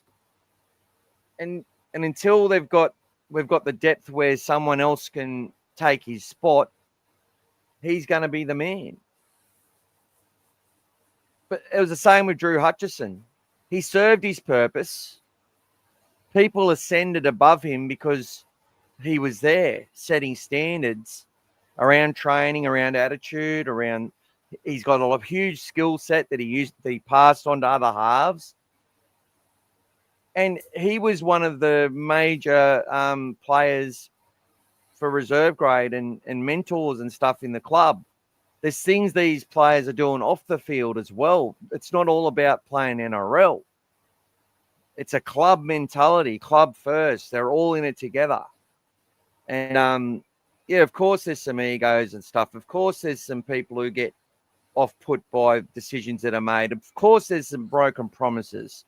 But at the end of the day, we're all in this together. Stick by the fucking team and by the club and stop putting shit on players.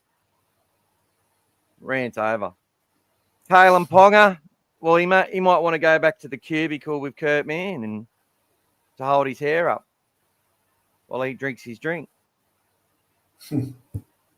No, look, I don't know what's happening with if he comes to Canterbury, that would mean that he's proven to Serrato that he's serious about winning a comp with the Bulldogs. And I've got no problem with it. I think we will, but soon. Could be 10 years, could be 20, could be 5, could be 2, could be next year, could be this year. Or next year, I mean. maybe they'll find, another 16.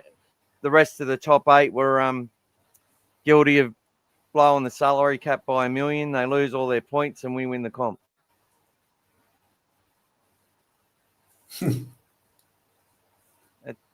Yep. It's been 21 years since we've it'll be 22 years if we win next year, Jamie. So fucking way too long. That's it, Heinzie. Very good point. Look, what Drew knew he wanted to do and what he tried to do were what needed to happen. It was just sometimes he would just run himself to a standstill, that he'd just be just off the pace a little bit. He made so many half breaks. And then when he'd make a break, he'd fucking pass it off and go astray. But look, I love Drew Hutchison. What a good player. What a good footballer. Just lacked a bit more speed. Go, Gas.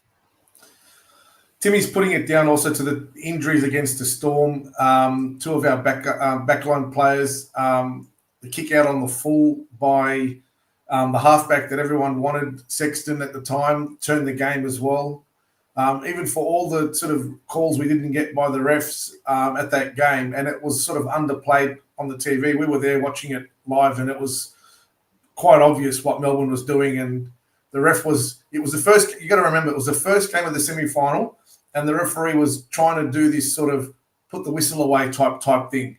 And he just let them get away with everything, and it was pretty poor. We didn't get a penalty until the second half, and we scored off that set when Burton scored. So that's to show you how much, we weren't getting any yardage penalties. And that referee, with that performance, didn't ref another game for the season. So that tells you a lot as well. But, yeah, when you lose your two centres in the game, on top of all that, that was something that hurt us as well. But if everyone remembers, the players all wear those little trackers in their jerseys. The performance that we had in that game was the highest performance of any team in the NRL for 2025. So the effort, like say, when you track heart rates and everything, that was the highest performance. So it was not from a lack of effort or anything else. Just things didn't go away in the end, and obviously Kikau threw that desperate pass at the end there, trying to chase that lead. And again, that's after we didn't even mention the 2 points that they got from a non-penalty that kept scoreboard pressure against us. Yep. So, yeah, look, all these little things. Tackle. Exactly. All these little things, they count against you. You're playing over there, etc., in Melbourne, and they're going to get a few calls. But, you talk about the games that we played this year.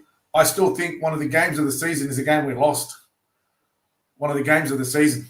When Tracy pulled off 2 try-savers in that low-scoring game at CommBank, 8-6 against Penrith. So, it's not always, it's like Mick said, it's not always the games that you win that define you. It's the games sometimes, you play, they will learn a lot more from a loss, and we could have gone for 2 points in the end there. Kick out, Critter decided to go for the try. We could have gone for the 2 points. He might have kicked that goal, got it 8-all and started again from there. But they wanted to learn. They wanted to push themselves and execute something, and they decided to go for the try. So, that's the learnings that this team's at, and that's why I like what Critter's doing with the team as well. Like he's really trying to pull that team along to another level. And I think it's been a while, like Mick said, since we've won a premiership, but they're not easy to win. They are not easy to win. How long did we take from when we won? Was it 1940 to all the way till 1980? Like, it's a long time, for us. We've had some success since then, 80, 84, 85, 88, 04, and then, 95, 95, then 04. But since then, nothing. And it's just one of those things. It's not easy to win premierships all the time. Does that mean that every other year's been a failure? No. Yeah. Some of those years, we've won minor premierships, but just haven't got the job done at the end. So, and we've lost a lot of grand finals as well in that time. We've played a lot of grand finals that we've lost. The Bob McCarthy intercept in 67, that's one that really hurts as well. So there's a lot of these games, like that in seasons that don't just define, like Mick said, the W or the L. I think we're in a good place. And if for us to go through 2 weeks ago and try to name our reserve grade team, our New South Wales Cup side, and for Mick to forget 3 of our current NRL players from the New South Wales Cup team shows you where we're at in depth. Yep. And I think that's what everyone should be excited about. So we're building towards something good. Biggest crowds we've ever had. Took us till 2025. Record crowds, record supporters, Bulldog members through the roof. People, whether you like it or not, you're going to start buying the merch again. Doesn't matter. The logo is great. I love it. I think it's great. Jump on board. You're going to start getting that logo. That's going to be around until we say no. We've had a logo in 1995 that nobody liked. We had it for 1 year. We won the grand final. Sydney Bulldogs. That stuff happens, guys. Could be an omen. We have it for 1 year. We could win and move on to the next one. Who knows? You got to look at things like that, guys. That's how I look at it. So, jump on board, get your stuff. If you've got jerseys from last year, so be it. But everyone will be there in their colours and supporting. And I really think this year we can break some more records for crowds. So I just feel sorry. One thing for the guys that are going to Vegas, it's going to be Ramadan in Vegas, guys. So be careful over there. Don't go up into mischief. Just a side note, guys. So, yeah. Very well put, brother. Really well said. I'll keep moving along. Atlas Astro says, with a Haas pairing settled on, should help Tracy for sure. Having Adam O'Brien should also add some more dimensions to his attack. Yeah, 100%, brother. And look, they know what they got to do. This side will definitely have some extra stuff that will learn. And I think O'Brien will be in his element assisting the Bulldogs, and having Jason Taylor with the New South Wales Cup team, I really think is going to help. The fact that, look, they had Potter there with Serrato in 23.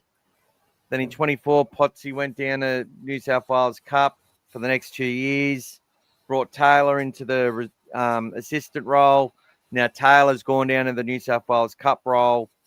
I think what it just does is it really helps solidify those expectations of what these individuals need to be doing to fulfill their roles within the system in NRL.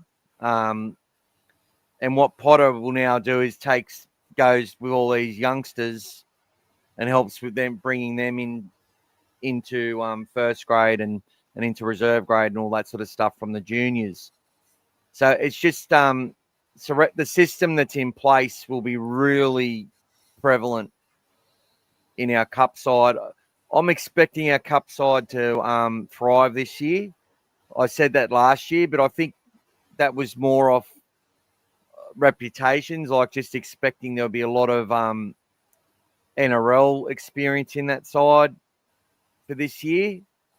Whereas what we'll see in 2026 is a New South Wales Cup team with a bunch of kids that have sort of had that experience, because we've blooded so many, who are really going to be playing at a much faster pace than what they were this year, and that a pace that they'll be wanting to set so that they can transition into NRL quality players. I think Penrith will be obviously hard to beat again. They're always hard to beat, but they've lost quite a bit of depth as well out of their side. So, interesting. In hindsight now, would you have left Sexton in when we signed Galvin? No, I think it was important. Look, the way I see it, they wouldn't have changed him if they didn't feel it was necessary. It's just the way it is. Like, Galvin didn't decide through his words or his contract or that he got to play. He was put there because the coach believed it was going to help us win the comp. And we didn't win the comp. Does that mean we failed? It's a long bow to draw. I think there would have been numerous successes which will carry us a long way, and there'll be some failures that probably needed to happen, and it's probably good they happen now and not later, is what I'm saying. Even saying very that, good comment about the ruck. Huh? Yeah, even saying that for that last comment, what Galvin did against the Dragons, Sexton never did for us ever. In a dying moment to set up a try like that, at clutch. So the positives for me still that, long-term outweigh sort of, for me, if Sexton was going to be someone who, we wanted to keep and he was the answer to what we were doing, then he would have been, if not signed by us, snapped up by another NRL team. Now, I'm not going to count the Bears for now, but at the moment, he's playing in Paris or wherever he's gone, so Catalans. So for me, it's important that people realise that the coaching team had a plan with Sexton. He wasn't able to execute that plan in the game. Each game, he was doing his job, but in our team, I always believe that we've got a team that was full of individuals performing as a team. Where other teams rely on that individual to be the superstar, our teams were always playing as a team and a whole bunch of superstars, which, if everybody remembers, every game we finished when we were all sitting there typing away after the game, who was your man of the match? It was never very obvious because our team all played solid and other teams didn't have. They've got some individual players. So we made Sexton look good because our team plays in a system that everyone comes up that level. It doesn't mean Sexton was the one that was setting up tries and doing all the magic that people assuming it wasn't him. So I know what you're saying. I know it was settled, but if you go back and align what you said now to what Michael showed you before about the top 14, the first 15 games of the year and then the last 12, you'll see another comparison there about that as well. So if you put that, but line it side by side. Thanks, mate. Beautiful. And that just goes along with everything you were saying there. I believe O'Brien will do well with the pressure relief of the head coach. He was under a lot of pressure at the Knights with the Ponga drama, the wooden spoon, and his coaching role on the line. Yeah, 100%. And look, as soon as they extended him for 2 years, I knew he would be gone last year. Seems to be what they do. Either that or he just wanted to go to Vegas no matter what team he went with. Maybe. Do you think our depth has improved from last year where we struggled? I spent about 10 minutes explaining our depth in our forwards. We lost Curtis Moran. We got Leo Thompson.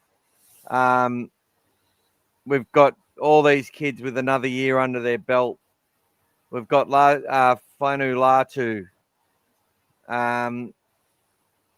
We've definitely strengthened ourselves in the middle.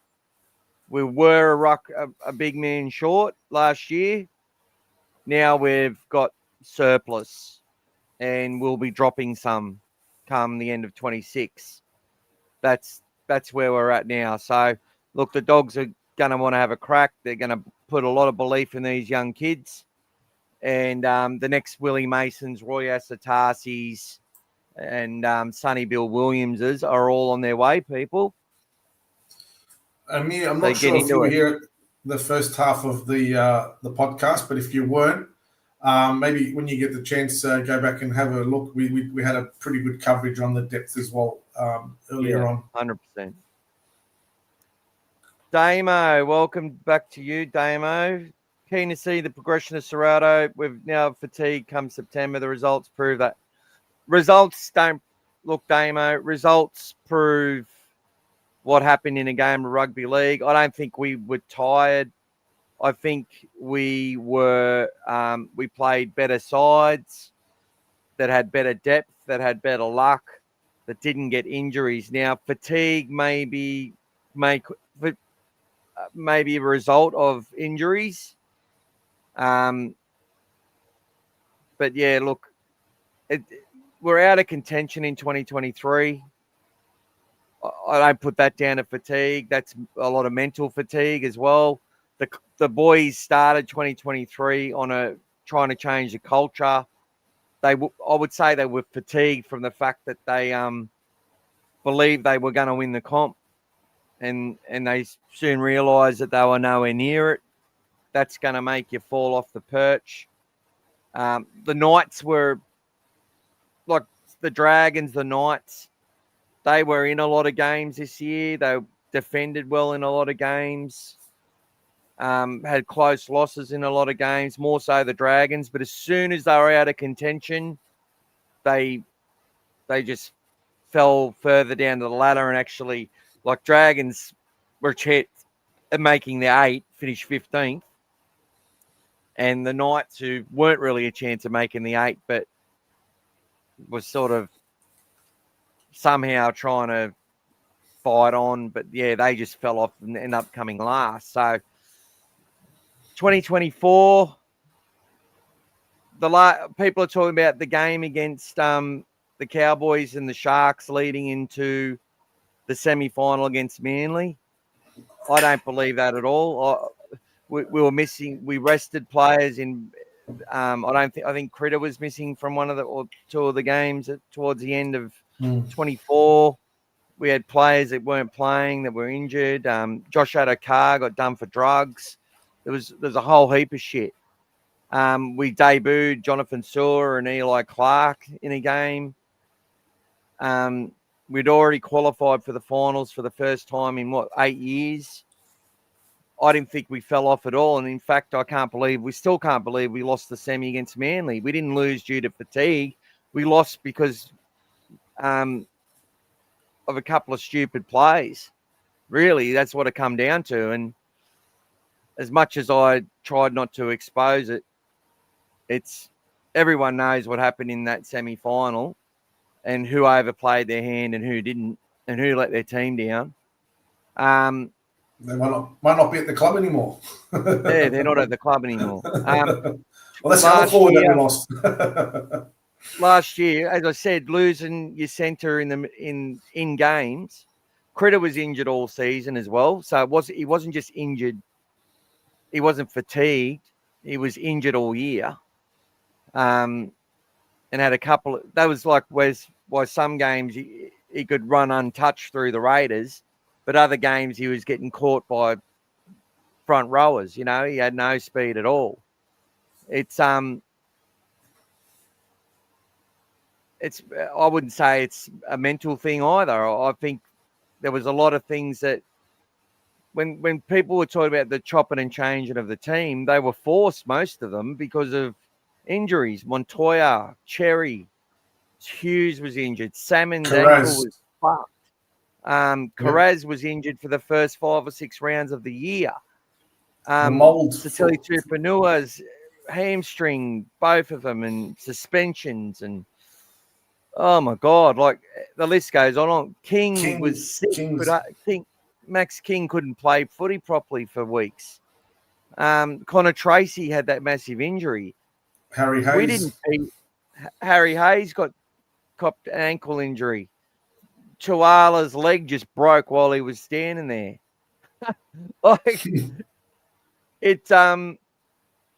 we didn't fall away at all. Bad luck fucking happened. And as Gas just pointed out, in that game against the Storm, no team played at a level of intensity that the Bulldogs played at all year in the NRL. And we lost the match. So I think we undersell how well the team did to make sure that it banked points against sides that were on paper just as good as it. You know, if I take you back to 2023 and I put the names of those players in our side, if I say that's going to be your team in 2025, do you reckon they'll win the comp or make the top 4 or lead the comp for 15 rounds? Do you reckon anyone would fucking agree with me? So let's go to 2023 and we'll say, okay, a team with Harry Hayes, Jacob Preston, Max King, fucking Jacob Carraz, who hadn't come on the scene yet, right?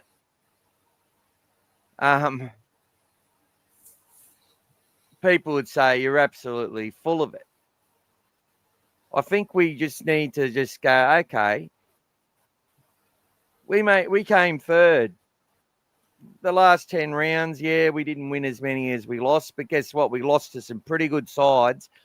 The top 4 teams in betting, the teams that made the final 4, as it turned out, the last 4 teams were the 4 teams that were predicted at the start of the year to finish in the top 4. Finished in the top 4 officially after semi-finals. So, yeah. Look, I get the premise of the question, and there's parts of what you say, Damo, that's correct. But I don't draw that narrative. I've got a way different spin on it. I'm not polishing a turd. The effort our boys put out to try and win for us fans was phenomenal. I was proud of them every game. And, we'll just absolutely... I also suppose I do sort of find out from various sources of a few different people about some of the shit that we were dealing with as far as injuries, which you sort of can't talk about at the time. And that's sort of context that most people don't get, but most people just dismiss that as they're dismissive of it. Oh, everyone's carrying injuries. Everyone's doing this. Fuck everyone. All that matters is your team and what they're going through and what they've got to overcome. And we had to overcome a lot more shit than some other sides had to, and that's what happens. Teams that at that time of year that can have their best team on the park, that are all fit as they can be, they win the comp. And we didn't have that. I don't put that down to the coach or the coaching staff. I put that down to just a bit of bad luck and the game of rugby league. And you'll never beat it. You'll have a good year, you'll have a bad year when it comes to that sort of stuff. But no team wins the comp without their best players. Nathan Cleary was there every year. They won the comp. So was James Fisher-Harris, Moses Leota, Dylan Edwards. They were all there. None of them were missing. So, you need your best players there to win the comp. You're only as good as your last 40, mate. We won our last 40. That's it. That's it, brother. Front office seems settled and strong. That is where the winning is done. Importantly, the culture has changed, but they will need to improve again, and luck with injuries to climb further. 100%. Exactly what I meant. You said it in one paragraph, brother. 100%. Oh, Night Champion, Caveman Kevin, thank you for being a part of the club, brother. And joining All Things Bulldogs. Much appreciated.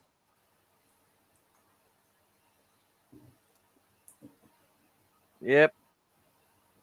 100%. Yeah, I remember that. Edwards should have been sin binned. Yep. We were gassed, brother. That's the whole thing. Like, we were gassed from the week before too. That's it. Very well said, Timmy.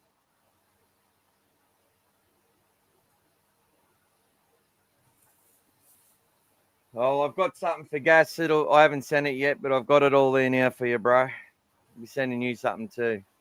Thank you, sir. Now, guys, I'm starting a Patreon account, which I'll probably, like with memberships and stuff, probably eventually I'll encourage people to move over to that.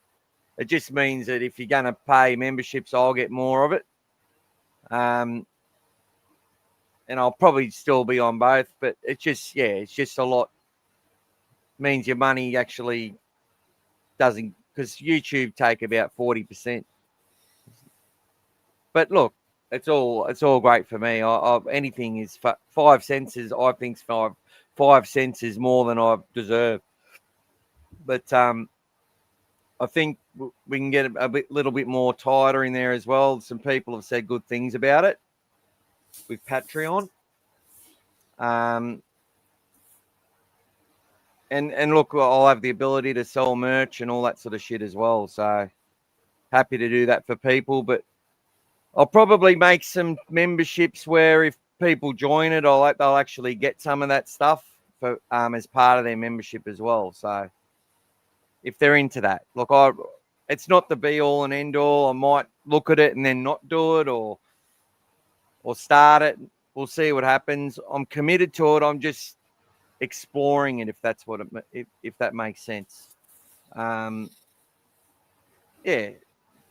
And look, Jamie's already thrown us an extra $10 out of his account this week, so I really appreciate that. Much appreciated. We've got a whole heap of people have joined over the last 3 weeks, which is fantastic as well. And hopefully that'll keep continuing to happen, and I'll keep doing producing the content for you guys.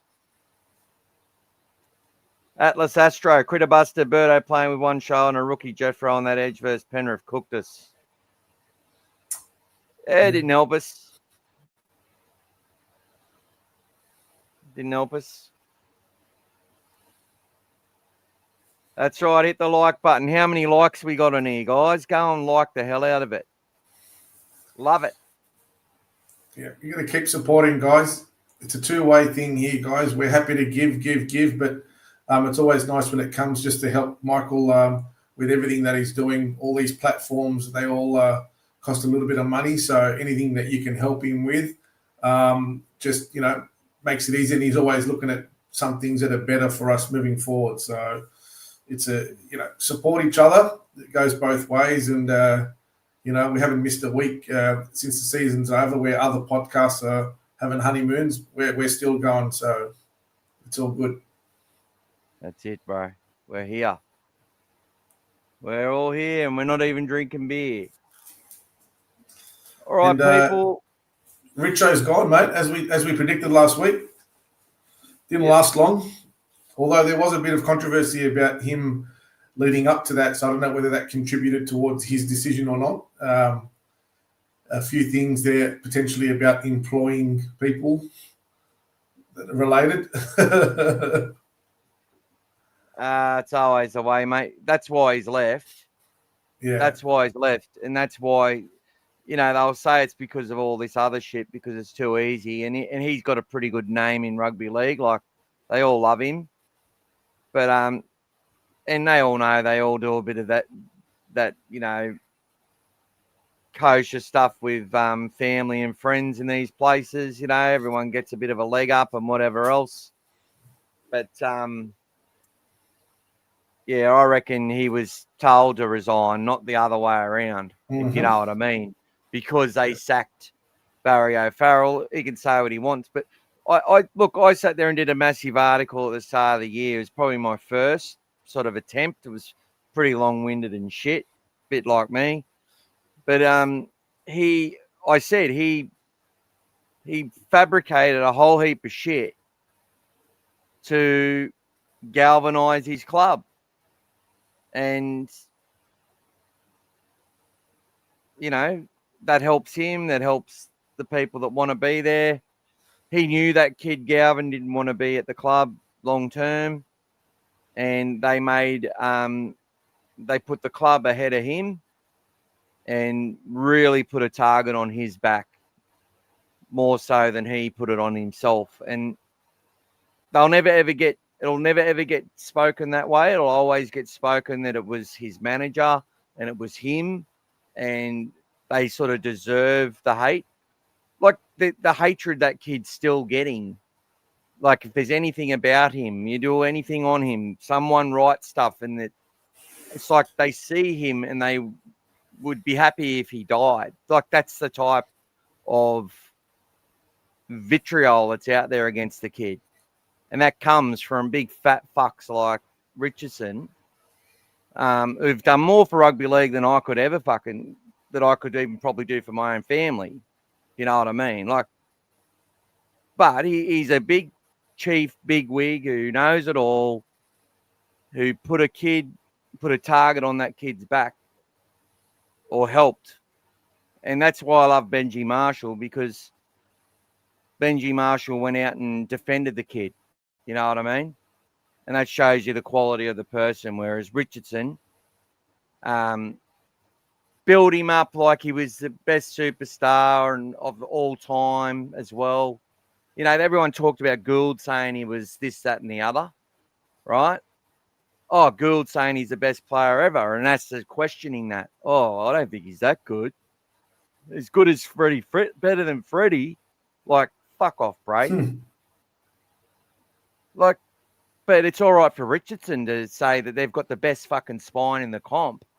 They finished last for the last 3 seasons in a row. Buller, Galvin, Jerome Luai, and Appy Coruscant. I actually love it. Fucking it is. But do you reckon he would have treated someone like that if he believed they were the best? Bullshit. He knew they didn't want to stay. They made it fucking well clear, and he didn't have to go public the way he did. That was an action of a prick. But as I said, I think he was trying to do it for his fans, to sit there and create this culture of, you know, if you don't like it, leave. I love that, mate. I'm getting a bit fired up. I never believed that what he actually had on the table as the offer was actually true. I think that was just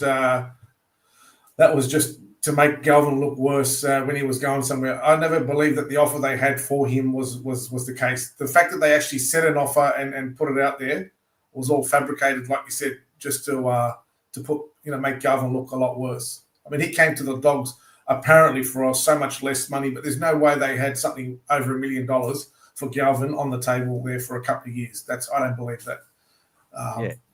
That was just their spin. That was just their spin, trying to make him look bad and his manager. Yeah. Can we give the cod back? Nah. I love the cod. More cods. What did Hopewadi do? What happened with John? Was that which Hopewadi? John, Will? What did Hopewadi say? Is he on the here? Is he here? I don't know which Hopper, but there's only one that's controversial. Will was too nice. What's John Hopewadi said, bro? But hasn't John Hopewadi is he in trouble with the law again? Hasn't he done some mischief again? He's always up to no good, unfortunately. He's always misbehaving. What did he comment on, Jamie? I wanted to go. I need to know, bro. Seriously, I don't know what you're talking about, and I want to know. Leave a comment on the group. I probably need to go. My daughter and my partner are at Lady Gaga tonight, and I've got to pick them up. So, Gilly got in trouble. The Axe. Yeah, they're all bad boys. Tigers will be in the mix for the top 8. I don't know. Anyway. All good, mate. I think you should get ready to start leaving, mate, so you can get your family back. All right, brother. It's 10:36 in Sydney. You got to get up and go to work. So do I. Got a big day tomorrow. Thank you, people, for a really entertaining 2 hours of comments. And thank you to Jamie again for your beautiful contributions as usual. Don't know what you other tired asses are doing, but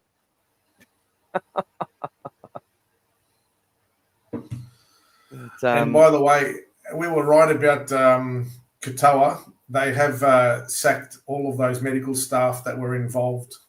There was still going to be. Yeah. I said that to you a few weeks ago. There's something would come out of that.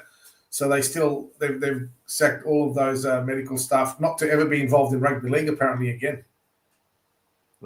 Thank you very much. That's a big call. Big call, yeah. All right, thanks, guys. All right, great to see you all. All right, thanks, Jamie. If we're not friends on Facebook, add me, send me a message. I can't remember. Thank you, Senator 20B. Thanks to all the contributors tonight. Jamie, Amir, Heinzie, Atlas Astro, Craig Getters. Who else? Jamie, Senator 20, Amir, Aki, Timmy, Amir. and Nick and Dreg and Joey.